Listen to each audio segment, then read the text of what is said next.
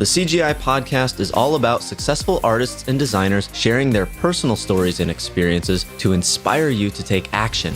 Learn from others and apply the shared wisdom to your own journey as you chase your creative potential. This is the CGI podcast. During this episode, Igor shares his academic journey and how his two seemingly different degrees complement each other and his 3D concept work well. We discuss aspects of having a side hustle or pursuing creative endeavors outside of maintaining a full-time job. Igor shares the benefits and challenges and opportunities he's been presented by having a strong side hustle.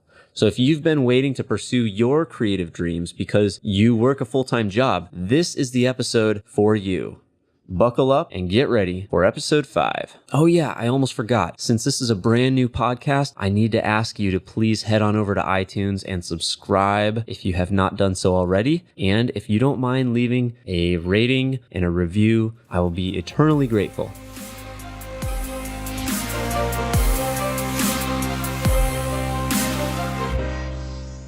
Igor Sobolevsky is a Ukrainian-born, US-based product and concept designer who creates beautifully realistic sci-fi visuals.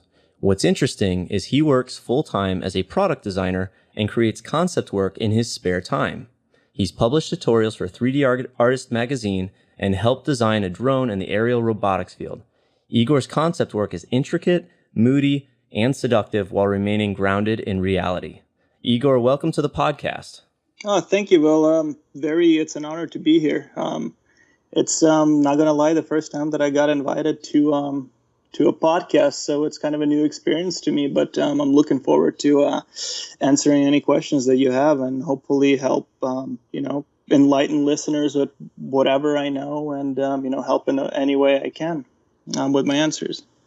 Excellent, man. Well, the honor's mine, honestly, because I've been enjoying your work for a number of years now, and it's just one of those things like.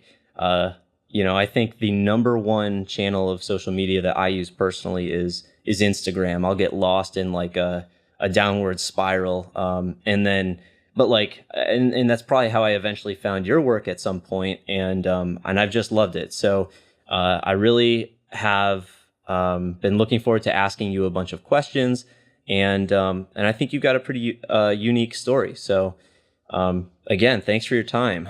No, thanks for having me. I appreciate it. Cool. So you are not originally from the U.S., is that correct? That is correct. I was born in Lviv, Ukraine, and me and my parents, we emigrated in 2003 to U.S. Okay, that makes sense. So because you have a bit of an accent, but your English is definitely strong. So yeah, sense. It's I watched a lot of cartoons. Cartoons definitely helped out. They're very easy way to sort of digest, idioms and actions and words. So, for anybody listening struggling with English, watch cartoons. That'll be the thing to do.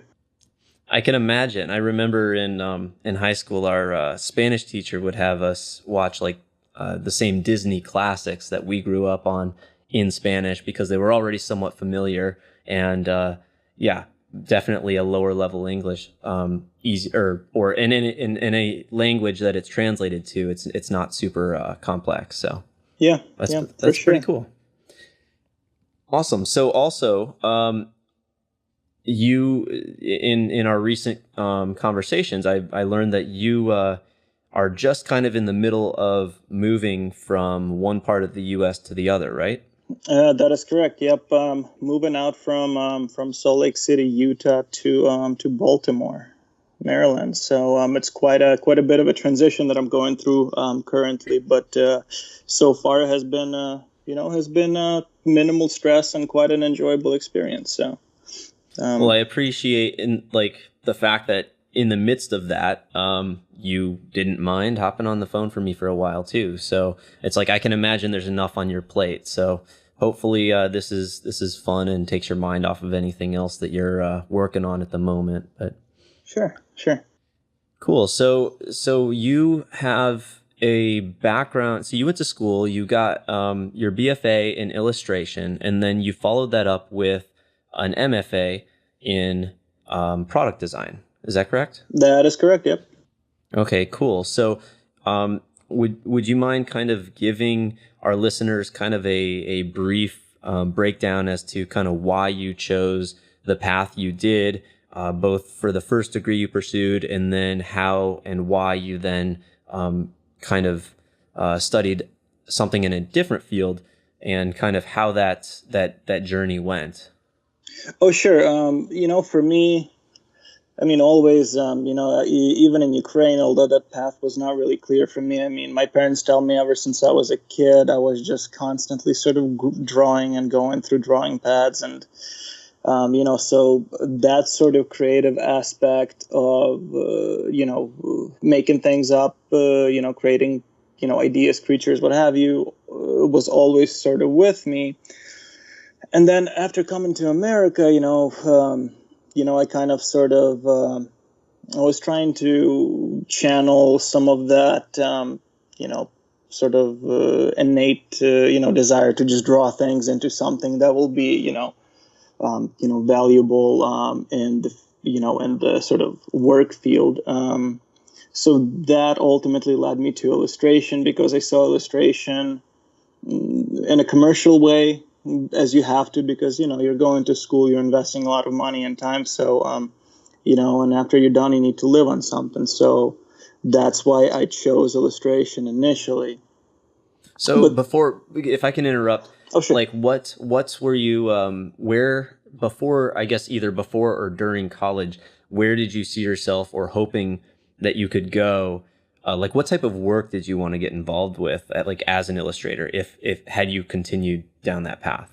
Like well, for me, it's funny, because I feel like right now in my career, all of those things are kind of converging. But if you were to ask me, I don't know, my first semester of illustration, degree work, I would say I wanted to do concept art. However, looking back at sort of the path that I have chosen, that would not be possible at the time, because it'll be a little bit more, as I come to realize, a little bit more complex and nuanced than just making a pretty picture and hopefully that somebody notices it and will throw a lot of money your way. So so that is what I was hoping to do initially. However,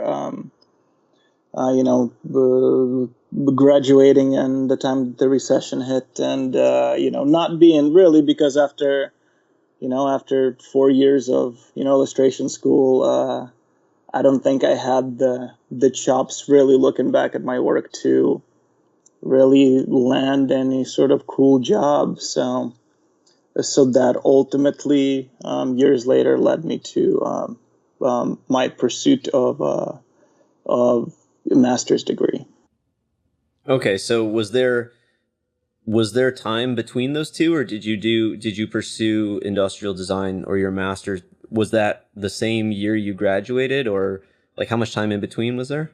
It was, I want to say it was a year in between. So I graduated with my BFA in illustration, and I failed to get full-time work in the field. So I was sort of doing, typical customer service daytime jobs, that people do. And after a year of that, I decided that, that will be in fact, it was my mom who sort of, told me right away, said, you're kind of wasting away at this sort of, dead-end job. So, Ooh, that's a reality check right there, huh? yeah, no, it was. And it was actually a year to the day of me working. And, Wow. yeah, she saw me come home in my uniform, and yep, I also still lived with my parents, because $12,000 a year is not gonna not gonna That's get you how it far. does, man. Yeah, exactly.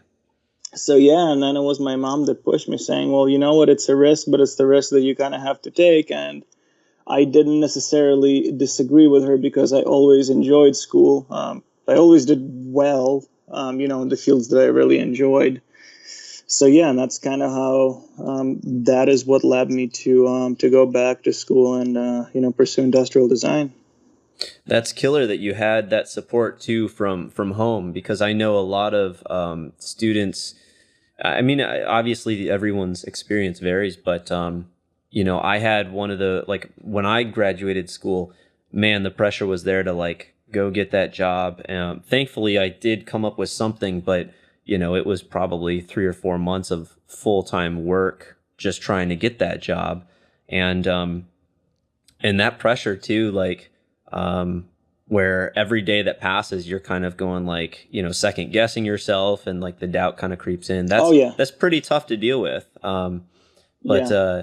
but that's awesome that, like, again, one of your parents recognized that and was able to say like, hey,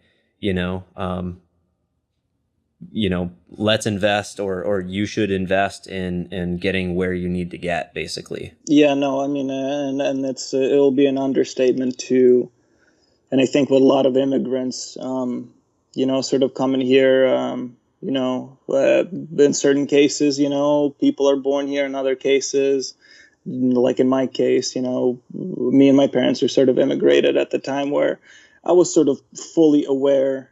So I was 16, and every day of that sort of awareness is kind of, you see on the full display the sacrifice that, they make for you, because, coming to America is, it is definitely one of the most challenging, at times traumatic, experiences that a person can have. And I was super lucky to have my parents to, help me out through the process. And hopefully I will not, let them down. And, when I sort of return my favor. So yeah, no, for sure. Huge influence in that sense, and huge push for education. And,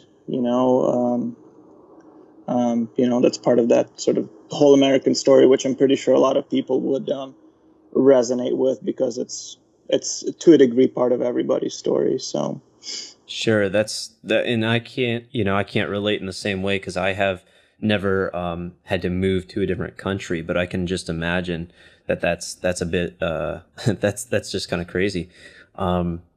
But you guys did it. You ended up going to school. You graduated.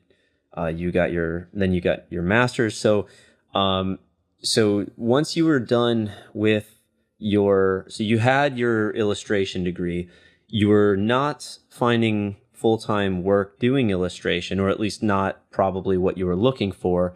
Then what and how did you then decide to pursue product or industrial design? It was, looking back at the choices that I had at the time, in terms of me knowing that I'm definitely going back to school for a master's degree. There was really, in my book, three possibilities. There was one, sort of doing like a full-on master's in fine arts, option number one. Option number two would be the computer graphics. I guess it would relate to games to a certain degree. And then there was product. So after sort of, I did as much research as I could. I, right off the bat, knocked out the sort of the fine arts degree. Nope, I already did that once. Would not want to do that again, because, I'm sort of making this decision based on my first one anyway. Sure, that makes sense. So then I got left with industrial design and the sort of the game-oriented computer graphics. I forget what the sort of that field was called, but I kind of went with my gut. And the way I saw industrial design at the time is, industrial design as a field is almost this kind of wonderful amalgamation of all of these different areas. I mean, you will have graphic design, like you will have some illustration, you will have the 3D modeling, you will have the sort of the conceptual aspect of thinking. So for me, that sort of dictated my choice, because I knew that to some capacity, I will get to touch all of the things that I enjoy with industrial design, as opposed to the two other ones. So that's what led me to my decision. Nice. So it sounds like it was a bit of a process of elimination, but as well as that, it was also a pretty strategic approach too, or analytical decision that you made. Yep. Okay. So, and I don't want to gloss over this, because I think given the type of people who will likely be listening to this podcast may not be super familiar with the ins and outs of product design. Now, I have the benefit of going to school for that, so I'm very acutely aware, but I think I'll just say or offer maybe for those who are listening and maybe not familiar with that field is at least the way it was introduced to me, or the way I would describe it, is the field was born out of the mass production era in U.S.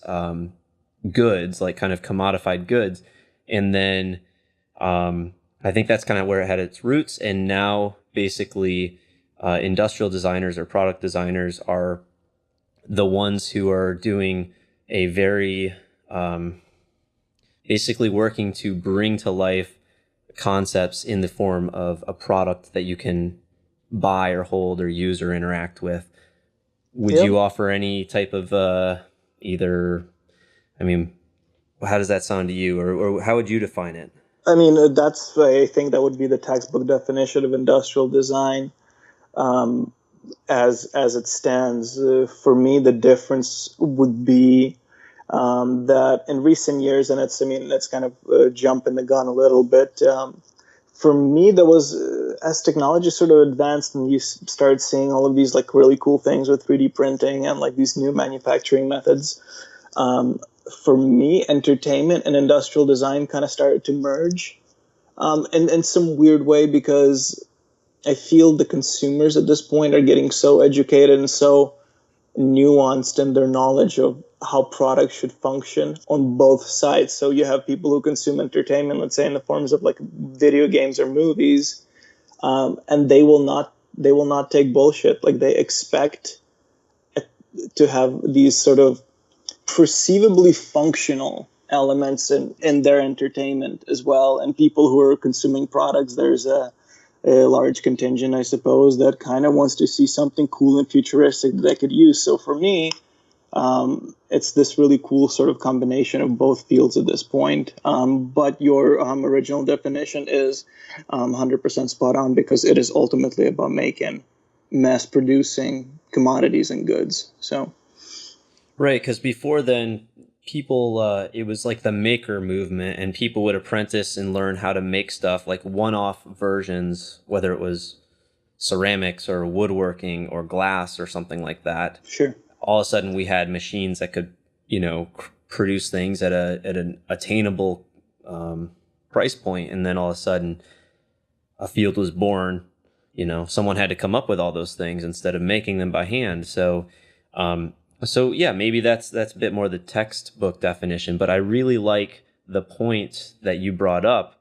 And I definitely want to spend a little bit of time on that, which is kind of the intersection of these and kind of where you've found yourself. And I think to a degree, quite a few other people now who are fortunate enough to have a background in product or industrial design, who are also interested in creating not items or products that are going to be made today necessarily, but are probably a little bit more out there, or whether that's technology just needs to catch up, or maybe it's for a different time, place, or location than where we are at on Earth, now. Sure. Okay.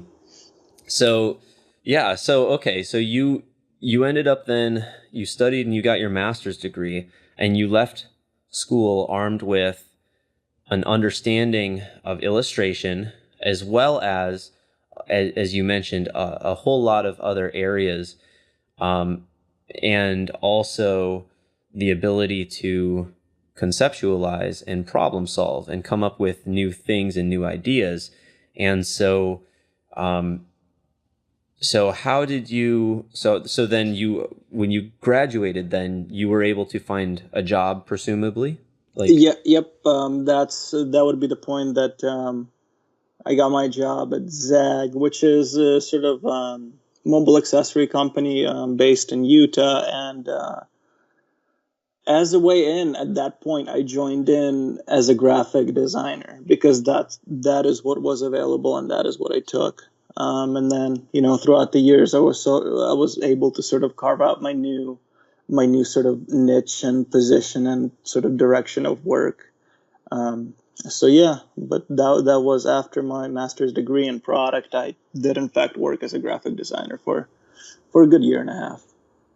Okay, cool. So awesome. So then I'm trying to see like timeline wise, because I'm looking at some of your work now. So when you were in school, you graduated and you kind of learned all these fundamentals of industrial design or product design, if you will. Did you start creating the same, or did you already start creating the concepts that, again, I'm going to refer back to it quite a bit. I'm on your ArtStation page now, but like the kind of sci-fi, either vehicles or environments or characters. Did you start doing that while you were still in school, or did this start after the fact? Yeah, no, it actually did start after the fact. So, funny thing. So, in school, one of the big sort of software packages that was pushed was SolidWorks, which is, to people who don't know, is sort of industrial design engineering kind of software with which you make industrial design CAD. So you sort of build, 3D models with parts that, could be, tweaked and produced, and can be used for creation of tooling and things like that.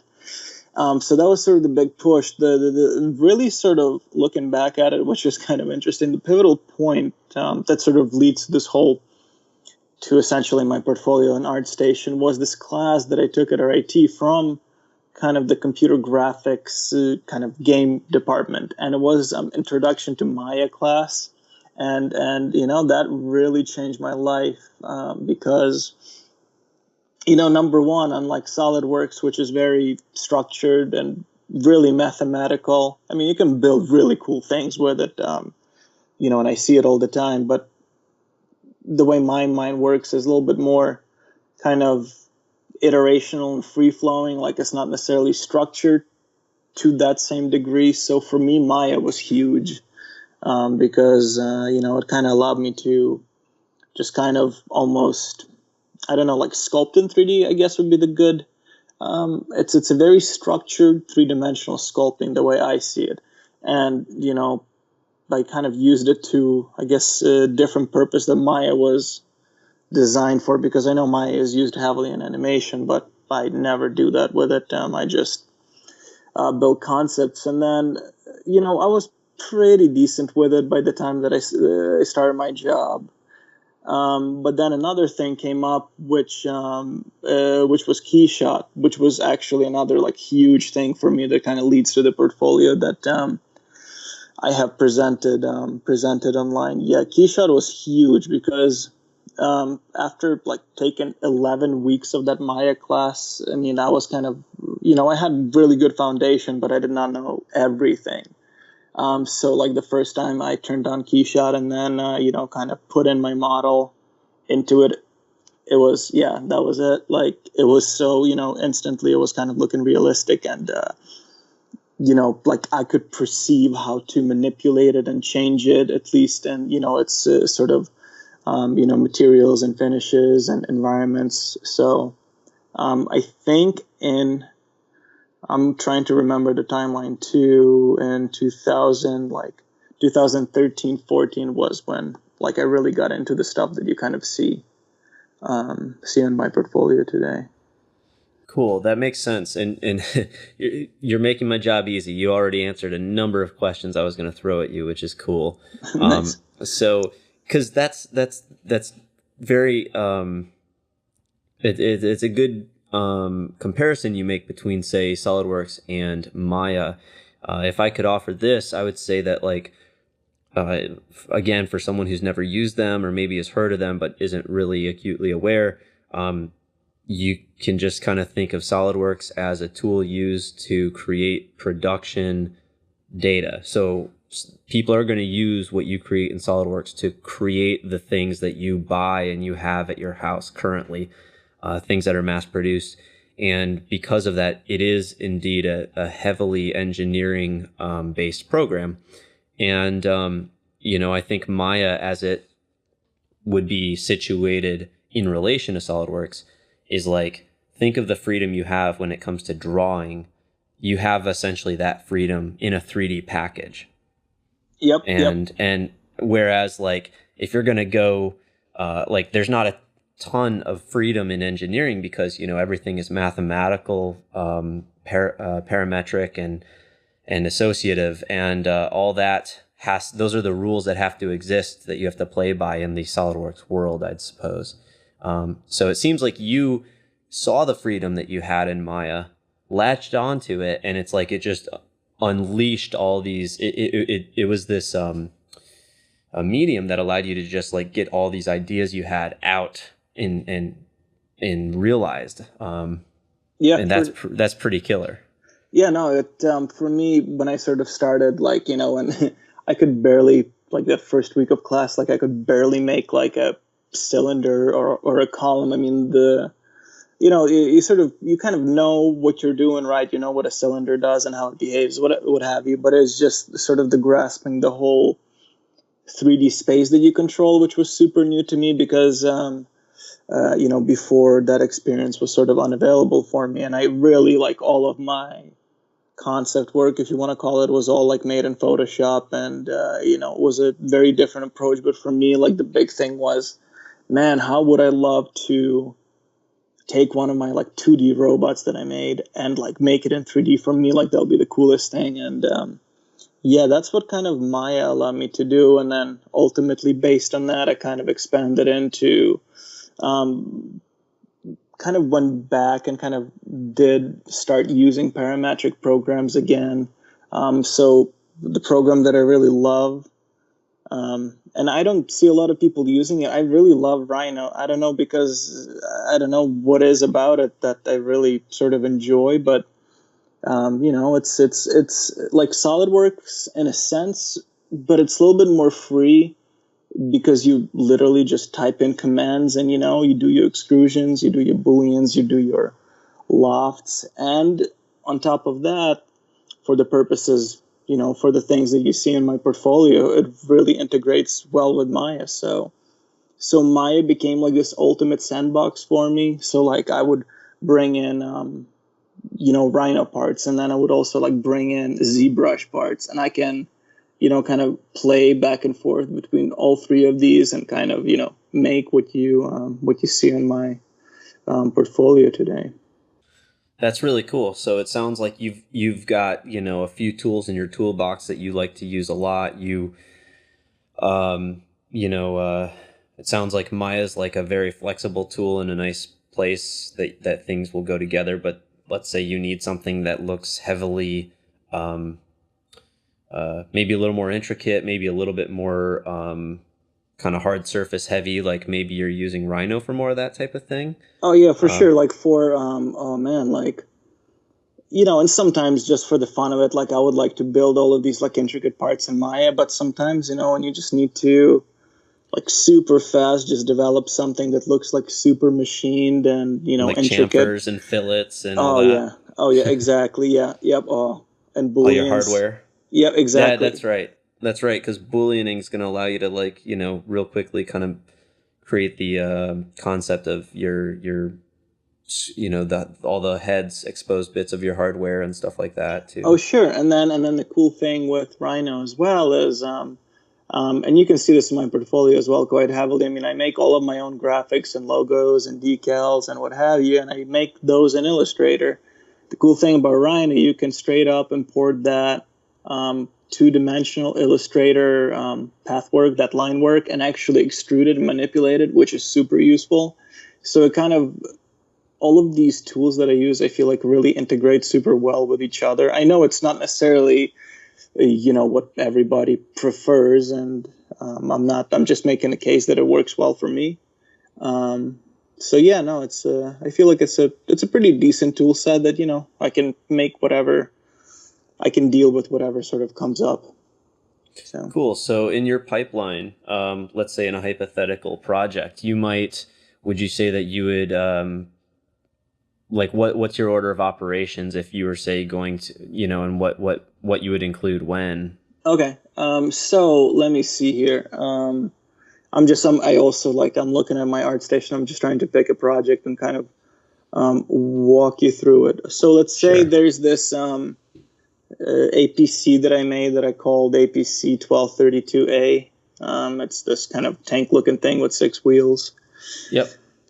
So another thing that I sort of rely heavily on is my library of parts, which every time that I build something, I'm trying to the best of my ability to kind of catalog and save parts. So for instance, if you were to take a look at the wheels of that APC, it has that sort of honeycomb, airless, non-pneumatic tire kind of setup going that I feel like military is using to some degree.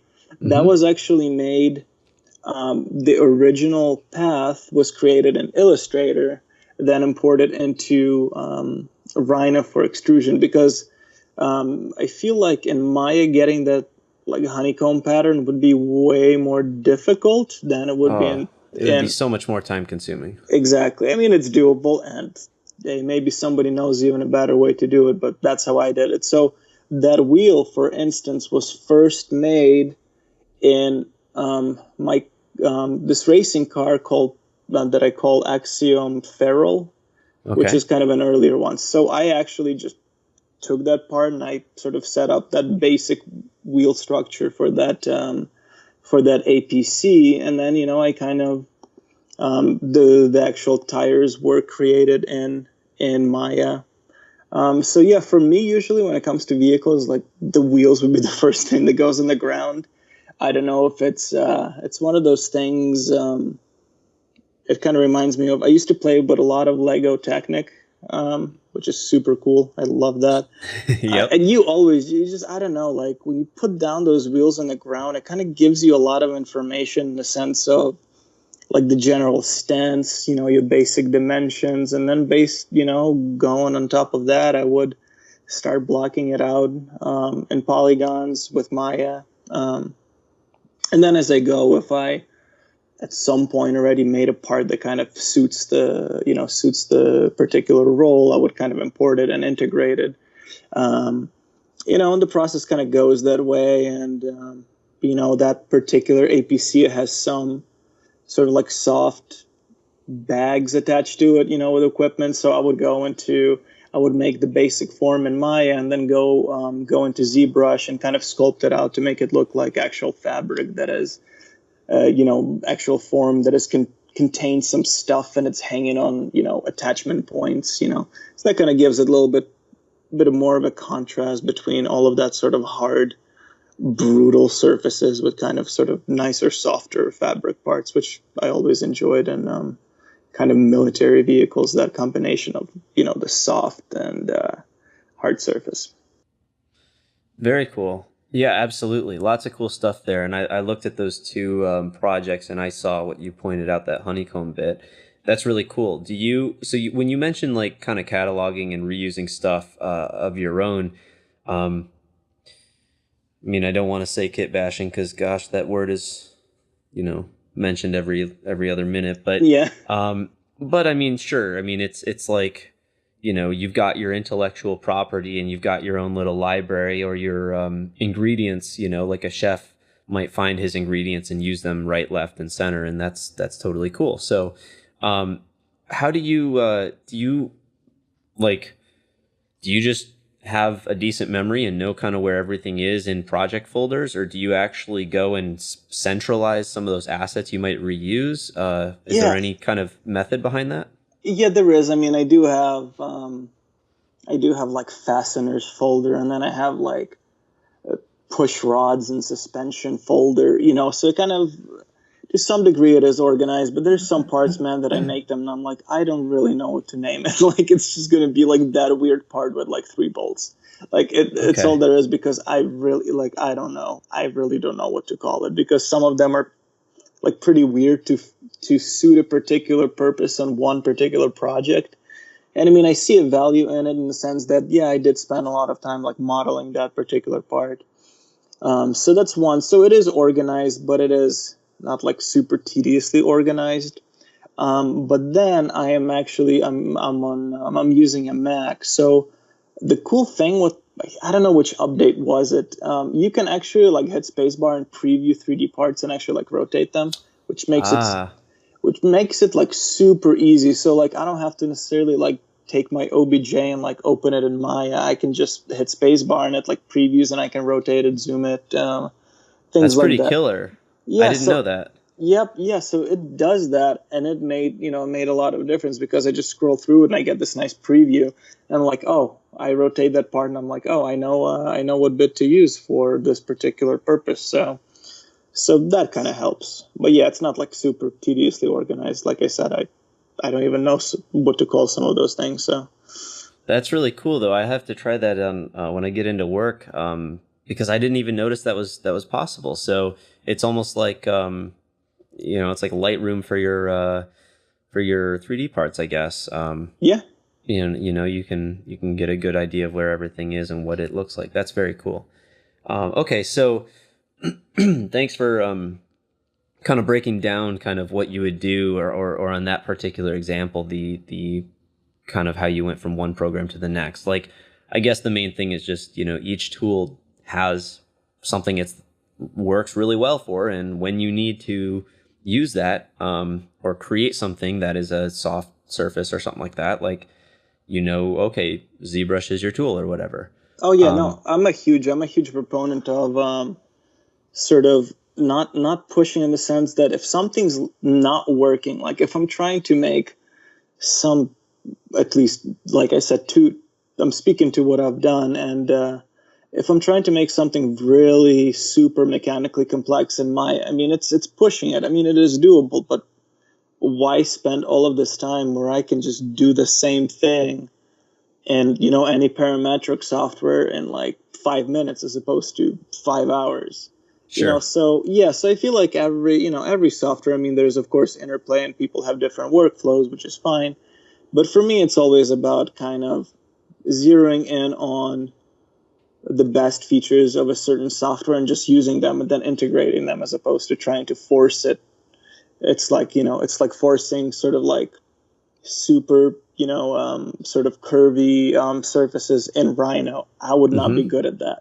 Sure. And I know it's a different approach. It's parametric versus polygonal.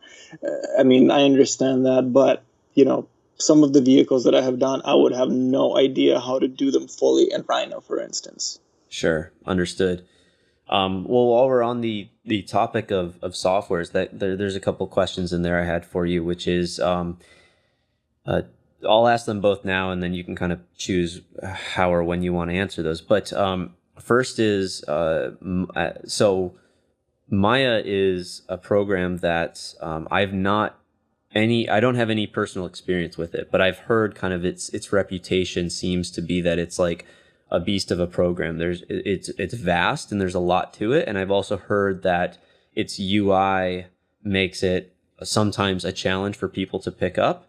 Mm-hmm. And then the other question I have is like, when and how did you decide to add ZBrush to your box of tools? So, Okay. With my and I don't know if I mentioned this already, but I took a class in college. I was getting my industrial design degree, and then there was like this really cool class that sort of dealt with Maya. So I almost did not take it.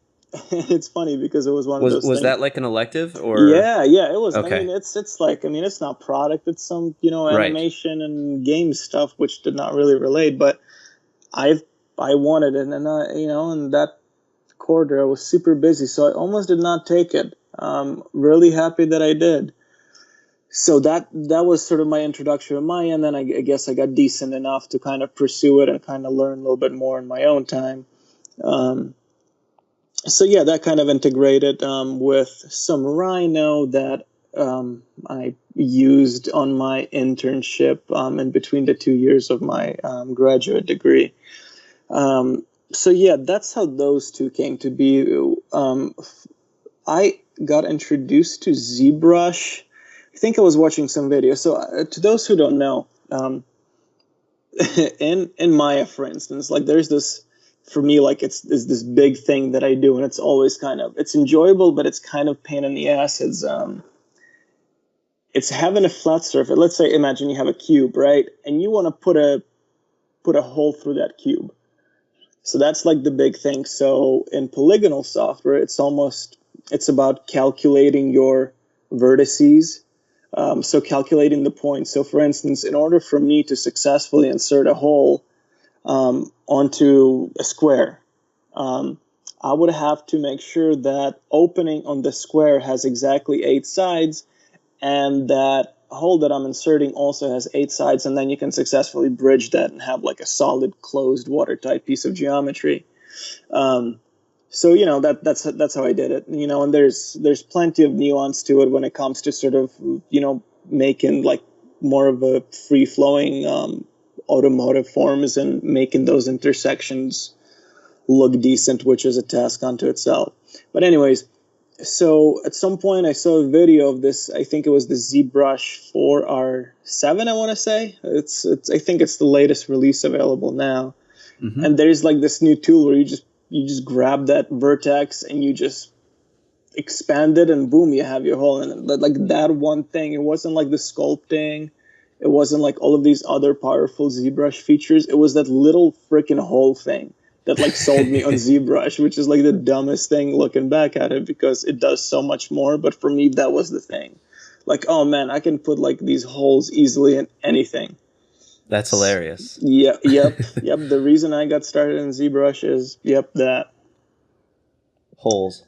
That's great though. That's cool. I mean, there was a need. Like you saw it, you're like, that would either save you a lot of time or it was just a much simpler way to do it. And I'm assuming you knew that that the data would play nicely with between the two programs at that time? Yeah, I mean it's I knew as much as, both are polygonal, and obviously it's weird because there's like these different approaches that I have. For me, like when I work in Maya, I am I guess what people call a high poly modeler, right? So I make like high polygonal whatever models. You're not making video game assets.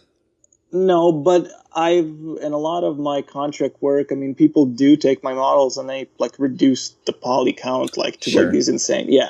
But anyways. But that's not what you're doing. Like you specifically. No. Okay. No, but even with that, like in Maya, and I guess that approach comes from back in the past, my equipment being a little bit slower and not fast enough. In Maya, I'm super conservative with polygons. Like even if I see a way of like, saving polygons, it's weird. It's almost like this weird sort of economy and like penny pinching of poly modeling. Like if there's a way to do it with less polygons, ultimately it's kind of like an investment in my time, because the less of those I have, like the quicker I can import it into KeyShot, for instance, and like the quicker I can render it, because there's going to be less information to process. So it's always it's a useful approach in my opinion.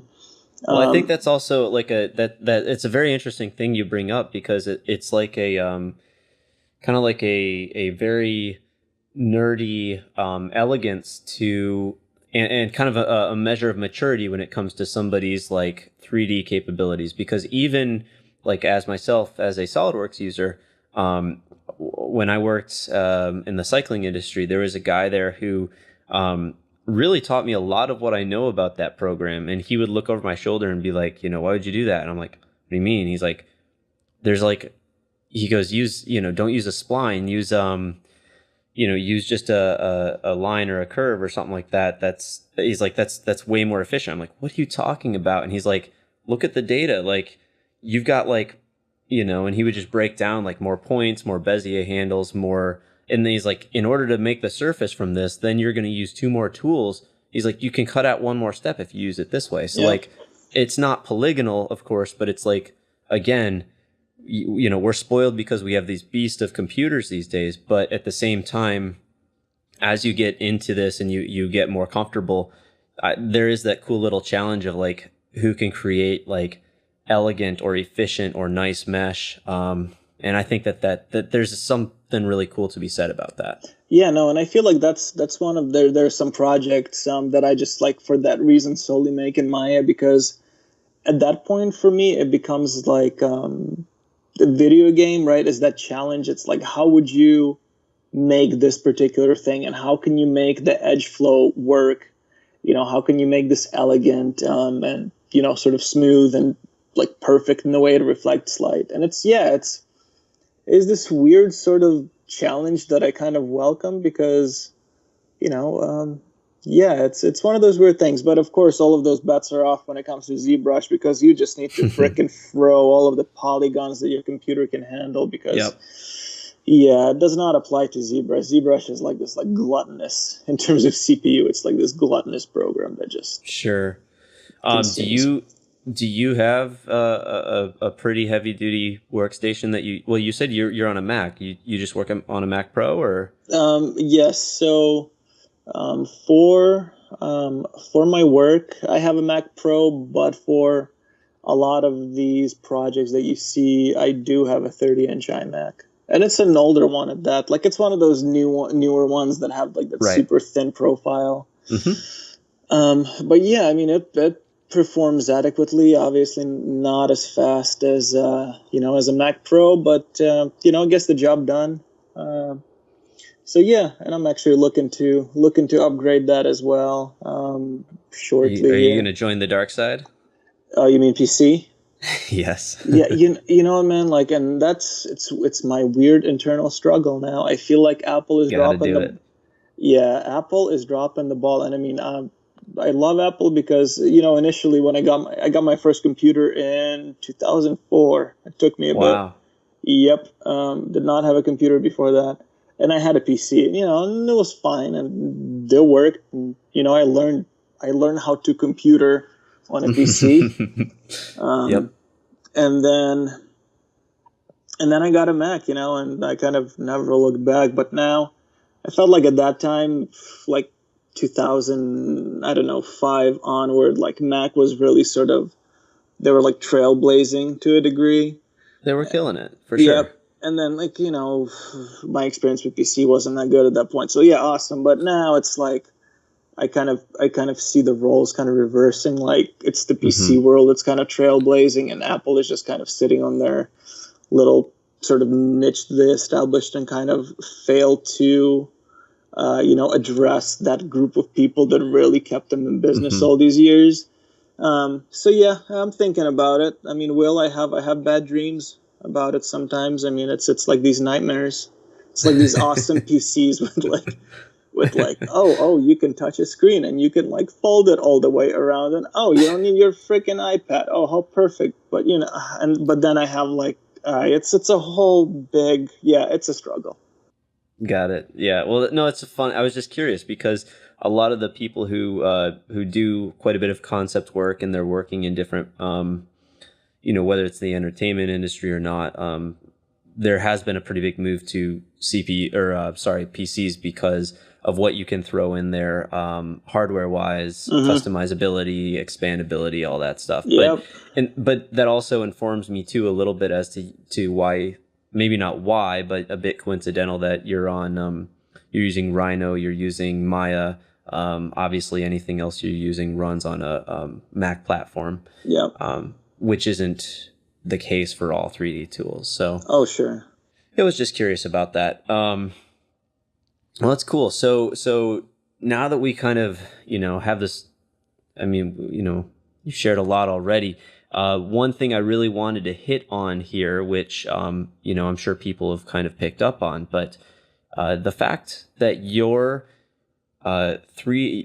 concept work, your kind of entertainment type stuff, basically your vehicles, your characters, some environment work and everything, that's all done in addition to your day job. So I guess, I would personally call that like a side hustle, and not to like diminish it. It's a big deal. You create awesome work in that time that you have outside of work. But I also want to touch on that because, I think a lot of people build up an excuse within themselves as to, like, they get home from work and they're like, oh, I don't have time to do what I want to do. So they watch Netflix for a little bit and then they go to bed or whatever. and they kind of build in the back of their mind like, I've got this cool idea or this thing I might want to do, but they go ahead and use the excuse that like, oh, but I work full time, I never have time or whatever. You've obviously shown that the two can coexist. Do you mind kind of shedding some light kind of on either, I mean, there's so many things to unpack here, but like a little bit, let's start just really basic. Like, what are the benefits that you've seen or experienced in keeping your day job, but pursuing this other creative work in your spare time? Sure, and it's a very I kind of thought of that too because like you said, it is adding quite a bit of more work. However, I don't necessarily see some things as work. So, like I said before, a lot of the things that you sort of see me making and sort of putting it out just for the purposes of building portfolio or learning things. I picked up those basics doing my day job. So that sort of informs that other part. So, when you're working on something, I don't know, but you're making cool images of earbuds for, I don't know, the website banner, as I have done.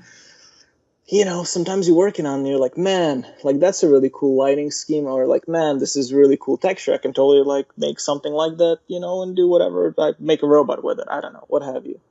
And that sort of creates like that seed. Plus, on top of that, I do have, like I said before, a library of some parts. So for me, the worst thing ever would be starting from scratch. Like that's the worst. Like psychologically, for me, blank page is scary. Mm-hmm. Yep.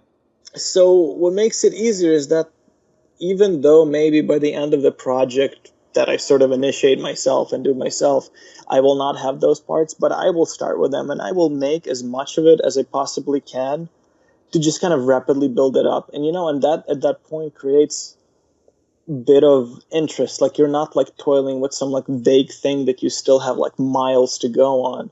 Like you already have something and you kind of can visualize it. You almost like taste it a little bit of like, oh, this could be like really cool. And that's kind of the motivation that I have. And then, of course, it's time. I mean, I would come from work, I would go to the gym, and then I would get back and, work for like 4 hours. On top of that, I don't know. And it's, for me, it feels like playing a video game, so it doesn't necessarily feel like work. Like I have the same entertainment value from like kind of like modeling, designing like a concept vehicle as I would from like playing Doom. It's like that same sort of like reward kind of input that you get. So yeah, and I just put it. Yeah, go on. Well, it's interesting because I'd argue that the value. I mean, I'd say that entertainment level or type of entertainment is totally different. Now, I'm not somebody who plays video games.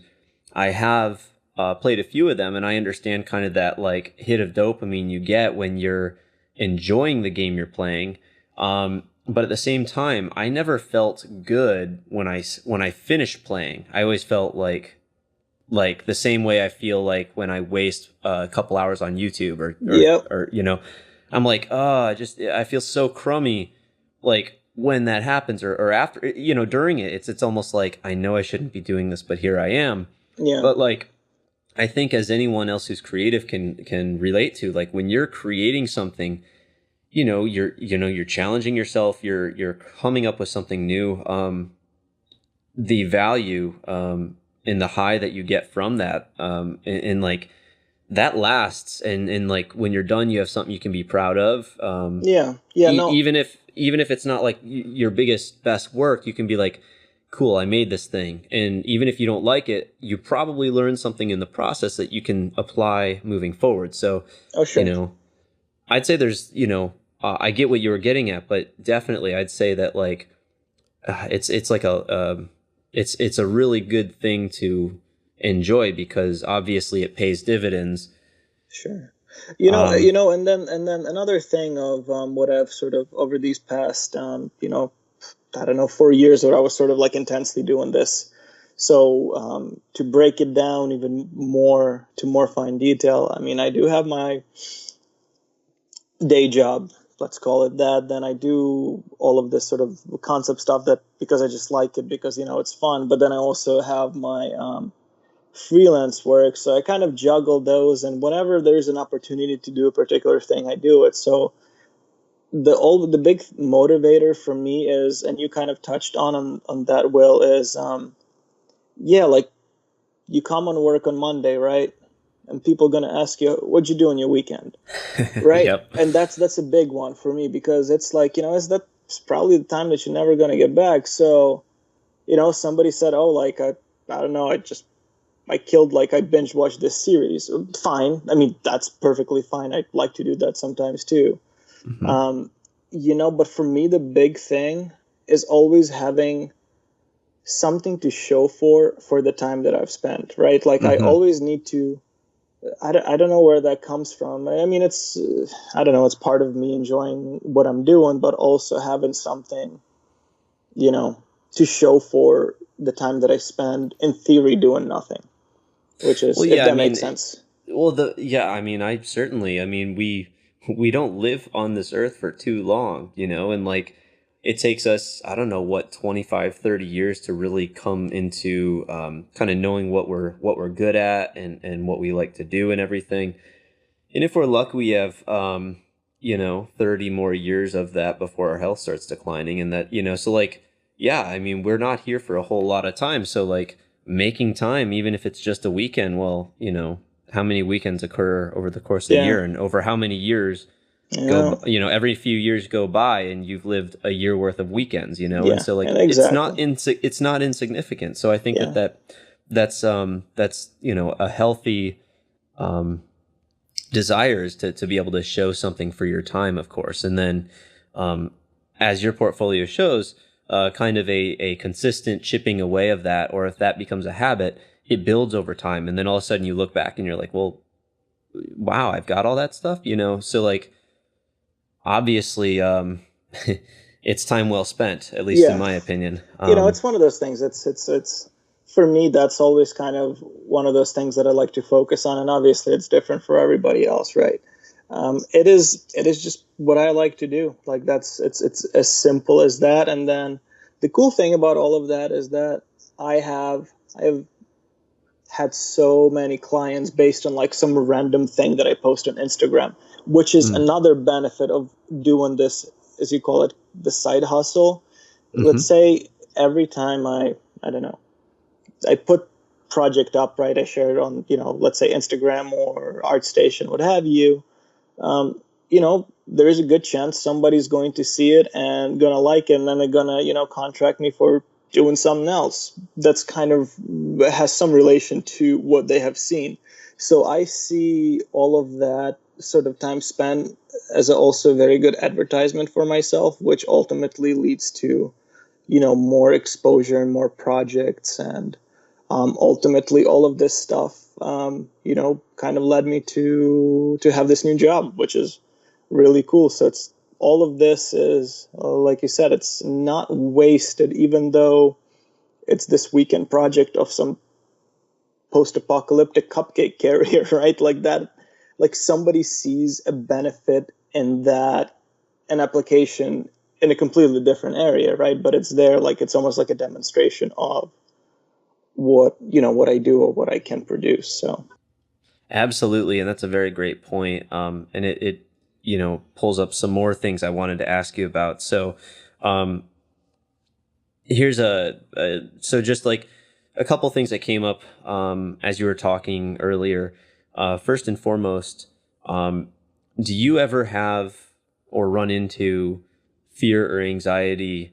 Not fear, I'm sorry, like anxiety or maybe frustration in wrestling with the tools, the 3D applications that you use, or at this point, are you so comfortable with them, they're essentially out of your way and you can just focus on the creative aspect? um, you know, uh, yes and no to a degree, because for me, still, it's once you sort of, it's almost like steps, right? You kind of get good at one thing, right? You kind of do it pretty well. Like you say, it gets out of your way, but then there's this another thing that you always wanted to do and don't do it quite as much, so it's still very much present, right? You still kind of have to deal with it.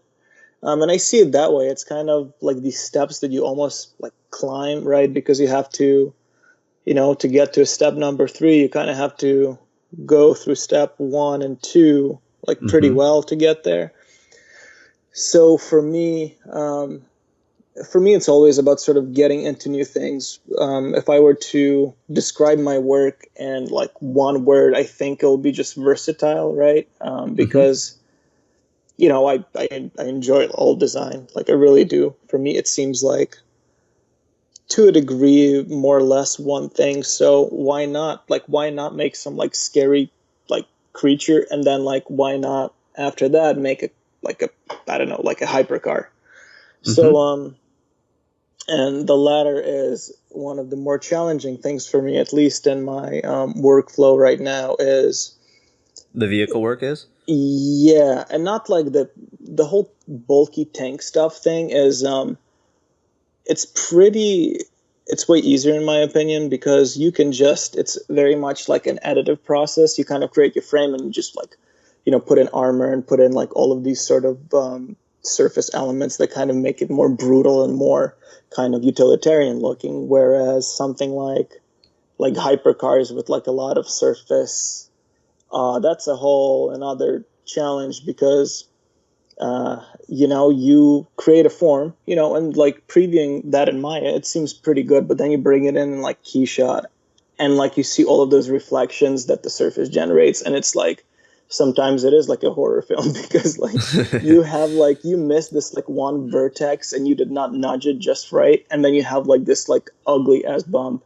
like on your roof, and it just so I feel like that's something that I'm kind of working on right now, just getting my edge flow to be perfect, and ultimately I really need to get into alias. It has been that would be the next step. So okay, that makes sense. I mean,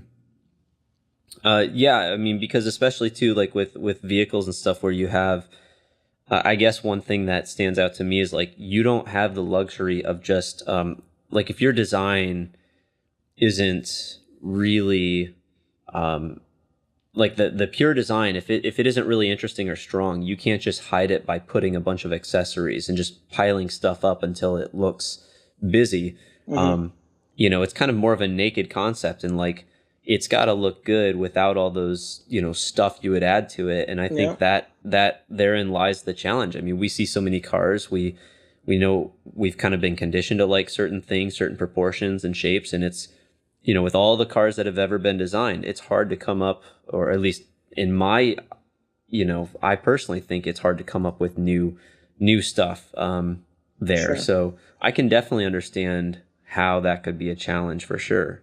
Yeah, and it's like you said, it's more honest. Like there's less room for bullshit and something like that, because we do have a certain idea and we have been conditioned a lot by what we see. So there's expectation. There's almost everybody who sees a car is an expert, right? Because you kind of you grow up with those things. So it's there's not a lot of room for bullshit, and your mistakes really show on that glossy paint. So absolutely cool. Another thing that you had mentioned earlier was like the opportunities that have come since sharing your stuff online. Obviously, you're a big proponent of sharing your work because it's brought you quite a few opportunities. Are you able to mention any, maybe not specifically, but like what types of gigs have you gotten just by sharing your concept work? A big one. Let's see. I worked, I don't know, maybe it was like 2 years ago with this company called Control Me Robotics. That's the one where with all of the cool sort of aerial drone stuff.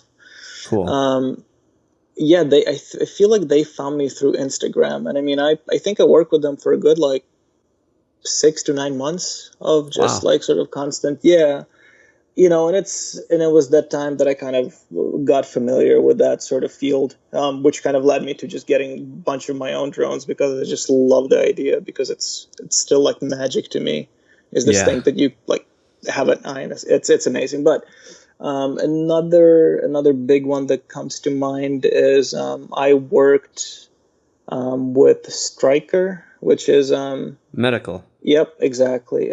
So I cannot share a lot of details on that, but obviously there was a firm that was engaged in creating this sort of next generation, new level medical appliance, and they kind of enlisted my help. So, and I think it's from work, man. I don't know if it was through ArtStation or even Dribble, oddly enough. Oh, wow. Yeah, so there's like all of these like sort of weird, unexpected things that happen when you sort of post it, and then just people contact you, and you just like work on these things that you would never think of you would work on. But if you just follow that sort of design, I don't know, process and workflow, I mean, it is conceivable to make anything that sort of comes your way.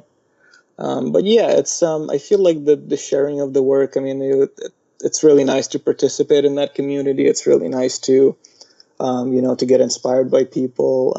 So I feel like it's that whole is almost like a dialogue. It's almost like this game that like the community plays with itself, with sort of posting work and sharing work. It's everybody sort of inspires one another, and overall people just get better, which is really cool. That's very cool. Yes, and I couldn't agree more. I definitely see it, and I know some people get touchy or territorial, or kind of like, oh, everything's looking the same, or that type of thing. But like, it's nothing's totally quote unquote original. I mean, people are on Earth for long enough. Everything's going to be kind of redone and redesigned, so Sure. it's just a matter of time. But on that note, when you're working with your concepts, I mean, one thing that I personally take away from your work is that a lot of it looks just very realistic. And I think, I look at a lot of renderings, and a good renderer, like a good render engine, of course, can produce some nice, clean renderings, but it's not just that simple as having like a nice, clean rendering. Do you use a lot of photo reference throughout your work? Yeah, for sure. I mean, there's, let's see, what is a good example? On my ArtStation, I have this, and it's recent. It's called Katana 1.1. And it's this black sort of hypercar looking thing, black and with like red accents. I don't know I don't know if it was a photographer, but I keep seeing online like these really sort of cool cars just like sitting on like this almost like first rays of sun after the rain. There's like these like cool puddles, and that was kind of the way I sort of made that car. So like if you look at that project, and then it's just sort of sitting, there's two, and I think it's there's Hero shot? Not the Hero Shot is part of it, but actually one over it, just Katana 1.1. There's like that first image of that car just sitting there, and I think the only post I have done to that post-production work in Photoshop was that little bit of that lens flare on the side windshield. But everything else is just like pure render, because I mean that's what was required to kind of get that shot. I mean, it's just cars sitting on asphalt with like a couple of puddles. So I kind of wanted to replicate that and try that, which I think I will do more of, because I recently just discovered, at least to myself, a really cool way of making like puddles in KeyShot. So cool. Very nice. Yep.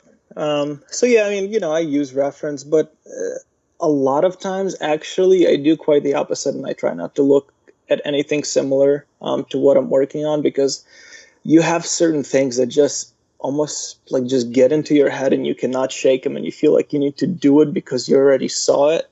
So you kind of need to replicate certain things. So what I actually try to do is not looking at things in a similar genre to what I'm working on, because I feel like that can almost like create interference, if you want to call it that. Like it's just like this vision that you have in your head that's so influenced by something that you saw that you kind of want to not look at it. So. No, I totally understand what you're saying. I guess I was thinking more along the lines of like I'm looking at one of your design for a dropship, and there's these cool kind of industrial looking lights that could look like they could be from anywhere. I was thinking more along the lines of like details and things like that I think that probably helps situate it too. Like like another example, there's a robot and I'm seeing like its fingers look like something I've seen from prosthetics or something like that, or something that's kind of a little bit more, it's just not so far out there. But then you've gone ahead and taken a lot of creative liberties on like the forms of the rest of it, and you know, the color scheme and the branding and everything else. So Sure. I think that kind of treating those kind of I don't know what the word is, but like kind of knowing when to kind of pull in something that's like around today. I think that grounds a lot of your work. Yeah, and I feel like I completely agree, and I guess I understand your question now. Yeah, there is always, like right now especially. I mean, I follow like a lot of tech blogs and a lot of pages on like Instagram or Facebook, what have you, that kind of deal in that sort of like cutting edge technology. And man, like some of the stuff that people have developed around this point are just remarkable. For instance, there is this robot on my page called Bobby 2. Mm-hmm. It's like this weird, almost like retro-looking robot rolling on the ball. And there is a firm that developed this technology of just sort of like balancing robots on the sphere with these like little No way. Yeah, that's real. So like that's the Wow. crazy part. Yeah, so like they have these like omnidirectional rollers on that sort of main ball. And yeah, that thing just gyro stabilized, and yeah, Mm-hmm. it's amazing, but it's an existing technology. So there's a little bit of feasibility right there. Like it is conceivable for you to have something like this in your house, I don't know, a couple of years down the road, let's say. Sure. Yeah. So I feel like that is, for me, that is really cool, because right now, especially like I said earlier, like the fields of entertainment and actual technical feasibility are converging so much, which I feel is super exciting, because and that's kind of why I like to keep it grounded a little bit, so it's not not too crazy, although it'll be nice to kind of expand out into complete sort of tabula rasa, if possible, of just like something not seen. But it is difficult. I mean, it is very difficult to create something so unique that will be even understood, so that's why Right. I like to keep it in reality as much as I can. Very cool. And yeah, you definitely you hit the nail on the head quite kind of toward the beginning of our talk, where you mentioned the people's threshold for bullshit is just low. Like people know how things should look, should behave, should act or feel, and it seems like video games are just, or any aspect of entertainment, whether it's in movies and stuff, like, yeah, the bar just keeps continuously getting set so high. Mm-hmm. I think it's only natural, and this is I've seen this with among some of my internet friends, I'll call them, people who I'm connected to, who I feel like they're friends. Maybe I haven't met them in real life, but like I know for a fact that they have a background in either product or design or engineering, but yet they're getting involved in more and more entertainment pieces, because the entertainment industry is like, well, we need somebody who or they want somebody who can understand the process and the whole three-dimensional interplay of moving parts and what's feasible, what could be made, and like, but then it still has to look nice and interesting too. For me, there's this big point, and I don't know if it's going to piss some people off, and I'm sorry if it does. So I'm not a huge comic book fan, right? I do enjoy some of the new Marvel and DC movies that come out. For me, like always, like the ridiculous superhero was, and it's going to piss people off. I'm sorry. Okay, Batman, right? Uh-huh. So I get it. I get it. Like I understand. It's a very old character, and certain tropes have to be maintained in order to sort of maintain that feel and that franchise. Understood. No questions about it. For me, the thing that I never got was the Batmobile. Like I could never get it. Like what if you're like this sort of clandestine hero of the night, and you're riding around this freaking car that has like bat fins on it? Like that always just like. I mean, I get it. It's a superhero who's a bat, and he's a guy, and he has like a bat-like car, right? So it was that. But then there was like that set of movies that came out, Christian Bale, and they had the tumbler. Mm-hmm. I was like, fuck yes, like that is right. Because that vehicle is not sort of doing like the lip service, I guess, to like what Batman should drive. Like it actually takes that function and really turns it into, I don't know, like it's a tactical vehicle. Like that's what Right. it should be. Like it is not like this flashy thing with like bat wings.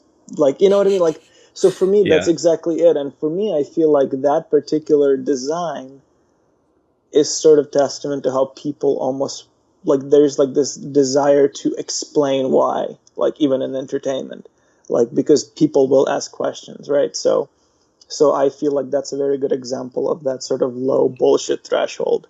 Mm-hmm. Is that car? Well, and I think that's a great example, a very specific one. And I think kind of on a more generic scale too, as somebody who, like, I love sci-fi films, as many people do. But I think one thing that I've just loved with the recent ones is that just the quality of props and environments and everything that's inside or featured within the movie. Just the fact that the quality has gone up, the attention to detail and how something would function, just makes it seem so much more attainable and within reach. And Mm-hmm. and and in doing so, it's like, I know this isn't anything new, but an author I've come across fairly recently, maybe in the past 6 months, is Kim Stanley Robinson, Uh-huh. who who's I think he's recognized as one of the best hard sci-fi authors. And if anyone hasn't read any of his books or heard of him, check it What out. are the books? Because I swear I think I just recently read something by him. What is the book that you're referring to? Um, I'm gonna pull up.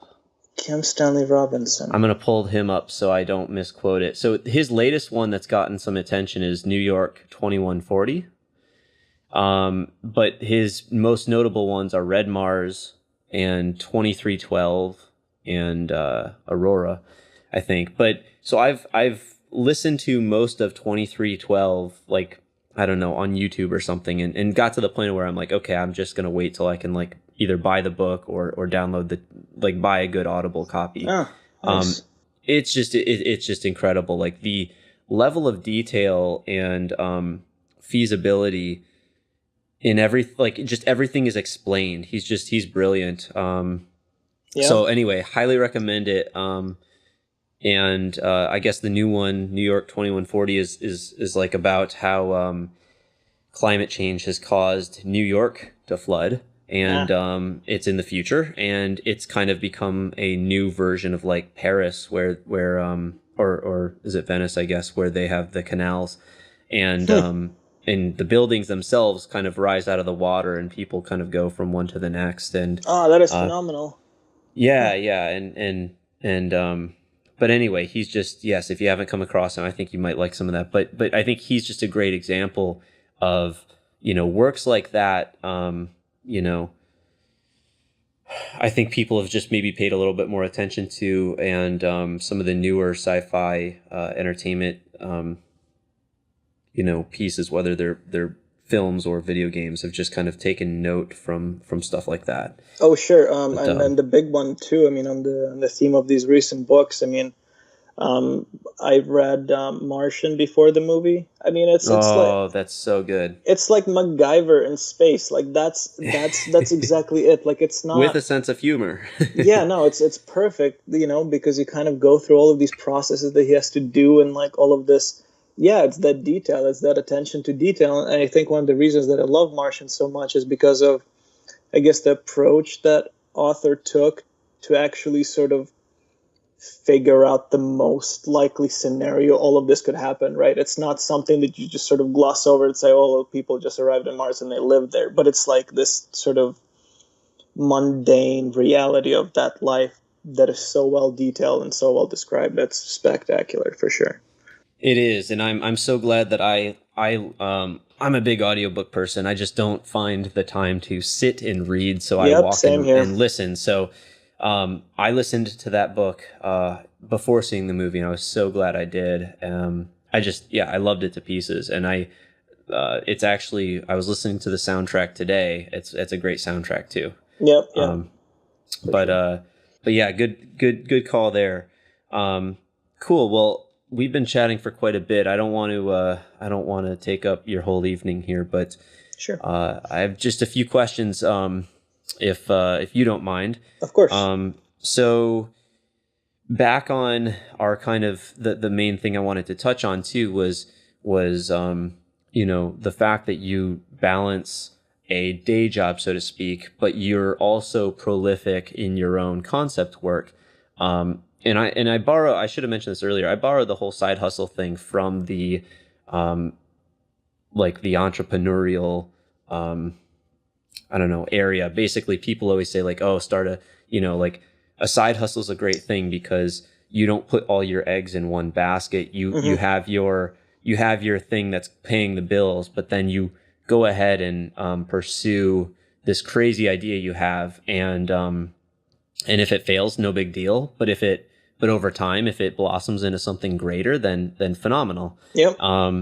And so, what's been the hardest thing that you've run into in juggling both of these? The hardest thing. I mean, it's one of those things like, because all of that, it requires time, right? And for me, this has been a very big priority. But in life, you have to balance a number of things. So for me, what's difficult personally is when I get into the project so deep, I almost ignore a lot of other things, which is not necessarily good. But I think that would be the problem. The problem is like properly sort of, even at this stage, like separating your life from the work that you're doing. And sometimes it is so easy just to become your work almost, because that's all you do. That's what you think. That's what you breathe. And it's like, sometimes it is very important to establish that boundary, like when you're not working, because at times, I mean, I would straight up just like, I would have, my weekend would be like 30 hours of work, which is crazy. That's quite a bit. So it's finding the balance. I think that's the most challenging part, because, life is more than just, like what I do on the weekend and like my side hustle, right? So there needs to be time for other things. So I think that's one of the more challenging things for me. But it's also, and of course there's, technical things that I kind of have to figure out when I approach new projects. For instance, I have this on my art station, the project called dihydrogen monoxide processing facility 2. The water, yes. Yeah, thank you for knowing that. Yeah, no, I saw that. That's a good sense of humor. Yeah, I love that meme. Like, we should ban dihydrogen monoxide from our food. It's found in nearly every body of or every lake and stream in America. Yep. Causes suffocation. Yeah, no, it's amazing. So, twist on that, whatever. That's great. Technical challenge. So I think I'm going to do more of stuff like this, because I really enjoyed actually kind of like sculpting the mountains in ZBrush, which is really cool.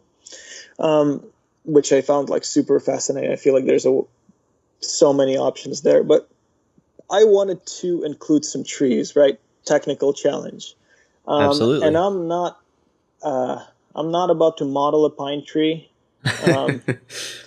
because reasons. And then I kind of wanted to include it. What I like to do personally, I like to, in my render, at least have as much as I can, so I don't have to like do post on it, right? So as much as I can, like as many labels, as many textures, whatever is needed, I like to do it like right in the rendering program. So for me, big thing was trees. Like, how am I going to put in these freaking trees there? Interesting. So what I've done, and I'm pretty sure it has been done before, like I doubt that, like, but that was kind of like the breakthrough for me. I actually did found PNGs of pine trees. And then I actually, in KeyShot, I don't know what material is it exactly. I keep forgetting. I know it's not emissive, it's something else. But I actually put in that PNG on like a flat plane. And then the way it sort of renders, it renders like a tree. Like, I mean, it's flat, but it has that presence, and then it does some little bit of that like light interplay between, reflections and things like that. So I thought, for me, I felt super proud of myself. I know it's not a big thing, probably because people just do it, and I just figured it out. But yeah, that was one of those like technical challenges, I suppose, that I recently solved for. That's killer, and I really do like this image because obviously, like, I would assume this was probably outside of your comfort zone a little bit, because you do a lot of I mean, you don't have a lot of environment work, but Nope. This one was pulled off quite well, and I was actually personally interested to find out just now that you mentioned that those rocks are sculpted. I had no clue. I thought that was probably oh gosh, what's that called? Photo bashed? Yeah, more or less, yeah. Sure. Or like kind of matte painted or something. Gotcha. But yeah, that's really cool. And the tree method that you mentioned is great. That's it's good to see an example where it was pulled off well. And I think this is maybe it still is maybe like, because okay, so out of so this is how much of a non-gamer I am, but I at least was lucky enough to play Zelda Ocarina of Time growing up. Okay. And I always remember running into things like trees and like getting that weird camera angle where it like flips to the other side of the plane, basically. Yep. And when I realized what was going on there, I was just like, it just like melted my mind, because I didn't know anything about like the technical side of video games stuff then. But that's kind of what you've done here, and it worked really well, which is awesome. Yeah, and I think, you know what, I think I was inspired, in fact, but by what's the game? Oh man, I used to love. Unreal Tournament 2004. Love the crap out of that game. Yep. And it's kind of it's old enough to have some of those things. So I think at some point, I think I encountered like a fire, and then I went around. It was essentially like two flat planes, kind of like perpendicularly sort of overlaid on top of one another to create kind of like a 3D looking thing, but it's not any geometry at all. Well, it also casts shadows that way too. And stuff. Exactly. So I think that was like the basic inspiration for that, and I kind of found a way to do it in KeyShot decently, and yeah. That's very cool. So yeah, that's the inspiration for that for sure. And also that ship that is passing through that sort of gate is slightly modified APC 1232A. They just took the wheels off. Put in some nice. Jets. Yeah. I mean, right. So it's like that thing is not like the central element of it. So I feel like there's sort of a way to just kind of like fit in. Oh yeah, this whole thing is like a very largely kit bashed from like, in fact, those APC parts. Even the facility itself. Facility, those antennas that you see, like those sort of big sort of satellite dishes, whatever you want to call them, that's like that same part that you see in front of that APC. Like those are the same things. I see it. That's pretty cool. Yeah.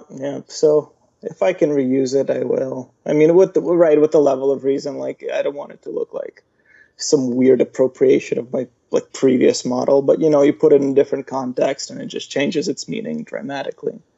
Well, and the thing is too, is you're you wouldn't do that on, say, client work, but you're showing that, you're essentially demonstrating the breadth of your skill by being efficient with things that you have on hand. I mean, I think that's a fantastic way to crank out and kind of build that portfolio.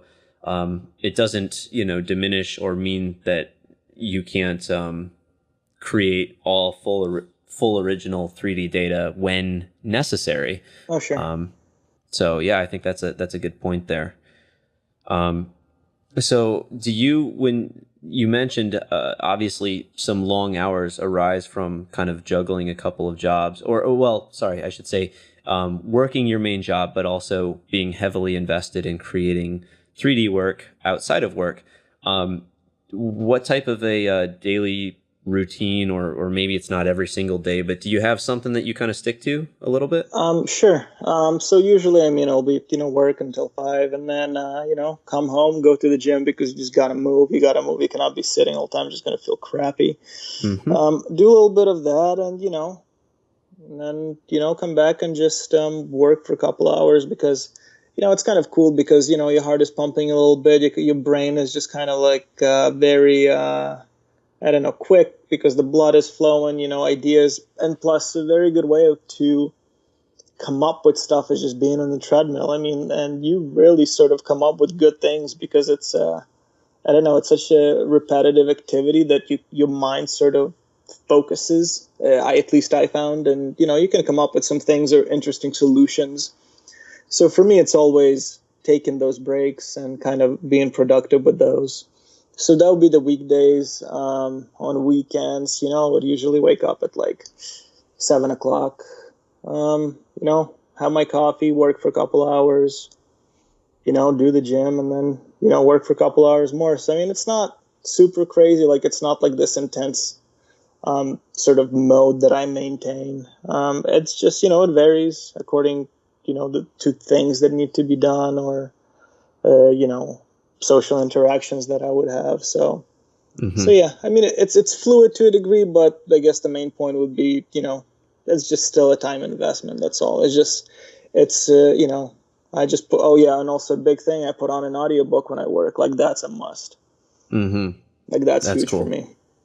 So yeah. Yeah, that's cool. I definitely, I'm somebody who's big into, fitness, and I always at least now I try to at least do the gym 3 days a week minimum, but they're pretty like hard lifting sessions, just because I found especially my back it will feel like total garbage if I skip the week at the gym. It's just like horrible. So I think as people who do sit behind a computer a lot, I think a lot of people are kind of waking up to the fact that we need to move. Definitely. Yep. Oh, for sure. Yep. So so would you then personally, as somebody who's pulled this off for quite some time, would you personally recommend to other people, kind of finding or pursuing their own side hustle, kind of regardless of what form it takes? You know what? Yeah.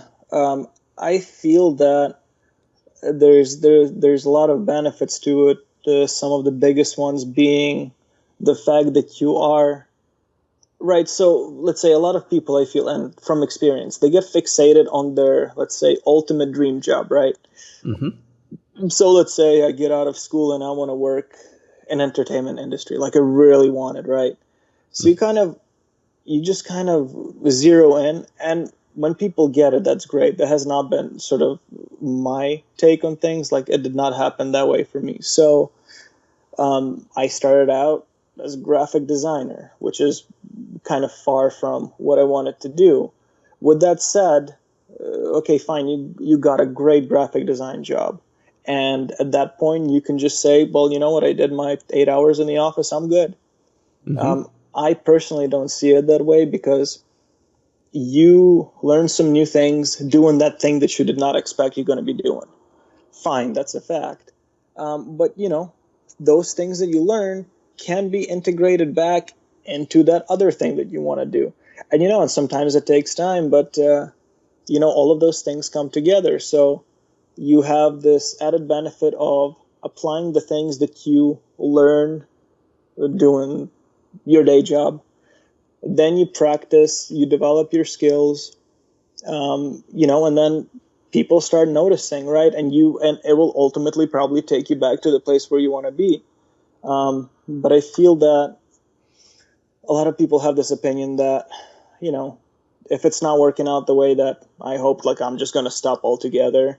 No, you got to continue because if there are elements that you see that you can sort of use and apply to that growth, invest time and hopefully it'll pay out at the end. So